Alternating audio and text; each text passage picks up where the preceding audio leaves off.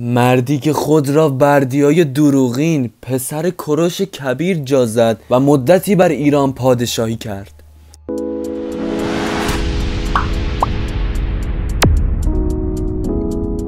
سلام، خوش اومدید به چنل بدانیم تیوی. من در این چنل به داستانهای تاریخی میپردازم. اگر دوست دارید تاریخ ایران رو بیشتر بشناسید، چنل منو سابسکرایب کنید، زنگوله نوتیفیکیشن رو فعال کنید و این ویدیو رو هم لایک کنید. کوروش بزرگ از همسرش آتوسا که دختر پادشاه ماد بود 2 فرزند دوقلو داشت که یکمی که چندین دقیقه زودتر از دومی به دنیا آمد نامش کمبوجیه و دومی نامش بردیا بود و کمبوجیه فرزند ارشد کوروش شد. پس از درگذشت کوروش، کمبوجیه به پادشاهی رسید و در یورش به مصر و پیروزی در آن 7 سال از ایران دور بود و در این مدت شایعه‌ای بر سر زبانها افتاد که وی کشته شده است و از آنجا که بردیا به فرمان کمبوجیه همیشه یک ماسک بر صورت داشت تا در بین مردمان با کمبوجیه اشتباه نشود، توسط گئومارت کشته شد و وی که یک کلاهبردار بزرگ بود خود را به جای او معرفی کرد و مردمان او را باور کردند. وی آیین بت پرستی را دستور میداد و مالیات‌های بیهوده از مردم می‌گرفت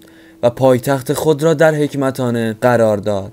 پس از مرگ مشکوک کمبوجیه در سوریه، داریوش بزرگ که یکی از سپهبدان ارتش ایران بود در بازگشت به ایران از تغییر رفتار ایرانیان شگفت زده شد و با هوشیاری خود و کمک بزرگان کشور او را رسوا کرد و آیین‌های پیشین را دوباره برقرار ساخت و مالیات‌ها را برچید و کشور را که سر به شورش گذارده بود آرام کرد و بزرگان کشور او را به جای بردیای دروغین به پادشاهی ایران برگزیدند.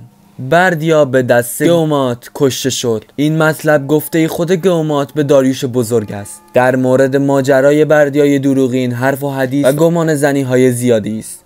کوروش پیش از مرگ خود وصیت کرد که قسمت غربی امپراتوری به کمبوجیه پسر ارشد او و قسمت شرقی امپراتوری به پسر کوچکترش بردیا که در نزد کوروش اشراف و مردم محبوبتر از کمبوجیه بود برسد. روایتی که مشهورتر است میگوید که کمبوجیه که قصد فتح مصر را داشت با نگرانی از تعدی بردیا به قلمروش ترتیبی داد که او را مخفیانه به قتل برساند. سپس وقتی که کمبوجیه در مصر بود خبر قیام شخصی به نام بردیا در ایران را به او رساندند. این شخص که به او بردیای دروغین گفته میشد گئومات نام داشت و شباهت عجیبی به بردیا داشت. گئومات به دست گروهی از نجبا که داریوش در میان آنها بود به قتل رسید. داریوش بعدها مدعی شد که گئومات فرمانروایی ستمگر بود، اما مدارک و شواهد دیگری هم هست که روایت دیگری از ماجرا را مطرح می کند. مدارک زیادی هست که نشان می دهد که گئومات یک مذهبی مؤمن و اصلاحگر اجتماعی بوده است که می‌خواسته هرچه سریعتر تغییراتی اجتماعی ایجاد کند و همین امر هشداری بوده است برای اشراف محافظه‌کار که مایل به حفظ وضع موجود بودند. در هر حال آنها می‌خواستند برای حذف او از قدرت توجهی داشته باشند. اما این هم تمام ماجرا نیست. برخی روایت دیگری را مطرح می‌کنند که حتی از احتمال بالا هم جالب توجه تر است. این احتمال این است که مردی را که نجیب زادگان کشتند مدعی دروغین نبوده، بلکه بردیای واقعی بوده است. بر اساس این فرضیه کمبوجیه بردیا را نکشته بود و او با حمایت داریوش و سایر نجبا هنگام اقامت کمبوجیه در مصر تاج و تخت را تصاحب کرده بود. وقتی بردیا به قدرت میرسد به اصلاحاتی دست میبرد و چنان سریع عمل میکند که نجبایی که در آغاز حامی او بودند تصمیم به برکناری و قتل او میگیرند. سپس برای توجه عمل خود ادعا میکنند که او غاصب بوده و از این رو آنها ناچار شدند شاهنشاهی ایران را از چنگ یک غاصب نجات دهند. شرح واقعه بردیای دروغین از زبان داریوش کبیر. داریوش کبیر در قسمتی از کتیبه بیستون که در نزدیکی کرمانشاه قرار دارد به شهر داستان بردیای دروغین پرداخته است که به ذکر آن میپردازیم. داریوش شاه میگوید این از آنچه من کردم. پس از آنکه شاه شدم بود کمبوجیه پسر کوروش از دودمان ما که پیش از این شاه بود. از این کمبوجیه برادری بود بردی نام از یک مادر از یک پدر با کمبوجیه. بعد کمبوجیه بردیا را کشت. با اینکه کمبوجیه بردیا را کشت مردم نمیدانستند او کشته شده. پس از آن کمبوجیه به مصر رفت. مردم بددل شدند. اخبار دروغی در پارس ماد و سایر ممالک منتشر شد. داریوش شاه میگوید پس از آن مردمی مغی به نام گئومات برخاست، کوهی است اراکادرس نام. از آنجا در ماه ویاخن، ماه آخر زمستان، در روز 14 برخاست.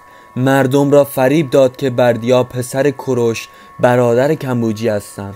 پس از آن تمام مردم بر کمبوجی شوریدند و پارس و ماد و نیز سایر ایالات به طرف او رفتند. او تخت را تصرف کرد. در ماه گرمه هده، ماه اول بهار، روز 9 بود که او تخت را تصرف کرد. پس از کمبوجیه مرد به دست خود کشته شد. داریوش شاه میگوید این اریکه سلطنت که گئوماتای از کمبوجیه انتزاع کرد از زمان قدیم در خانواده ما بود. بنابراین گئوماتای مغ، پارس و ماد و ممالک دیگر را از کمبوجیه انتزاع کرد و به خود اختصاص داد. او شاه شد. داریوش شاه میگوید کسی از پارس و ماد و یا از خانواده ما پیدا نشد که این سلطنت را از گئوماتای مغ باز ستاند. مردم از او میترسیدند. چه عده‌ای زیاد از اشخاص که بردیا را میشناختند میکشت. از این چه میکشت که کسی مرا نشناسد، نداند من پسر کوروش نیستم. کسی جرأت نمیکرد چیزی درباره گئوماتای مغ بگوید تا اینکه من آمدم. از اهورامزدا یاری طلبیدم. اهورامزدا مرا یاری کرد. در ماه باقعیادیش، ماه اول پاییز، روز 10 من با کمی از مردم این گئوماتای مغ را با کسانی که سردسته همراهان او بودند کشتم. در ماد قلعه‌ای هست که اسمش سیکایه هواتیش و در بلوک نیسای در نزدیکی همدان کنونی است. آنجا من او را کشتم. پادشاهی را از او باز ستاندم. به فضل اهورامزدا شاه شدم. داریوش شاه میگوید سلطنتی را که از دودمان ما بیرون رفته بود برقرار کردم. آن را به جایی که پیش از این بود باز نهادم. بعد این طور کردم. معابدی را که گئوماتای خراب کرده بود برای مردم مرمت کردم. بازار و حشم و مساکنی را که گئوماتای مغ از طوایف گرفته بود با آنها رد نمودم.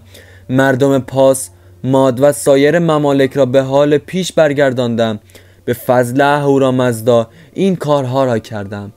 آنقدر رنج بردم تا طایفه خود را به مقامی که پیش داشت برسانم. در اینجا لازم به ذکری که بگم برای حفظ رسالت نوشته از ویرایشش خودداری کرد و اگر جایی کلمه ای رو اشتباه گفتم از محضر شما عذرخواهی میکنم. خب رفقا، به پایان این ویدیو رسیدیم. اگر از شنیدن این داستان لذت بردید، من در این چنل به داستانهای تاریخی میپردازم. اگر علاقه دارید چنل منو سابسکرایب کنید، زنگوله نوتیفیکیشن رو فعال کنید و این ویدیو رو هم لایک کنید. به راستی که تاریخ ایران افتخار ماست. خدا نگهدار.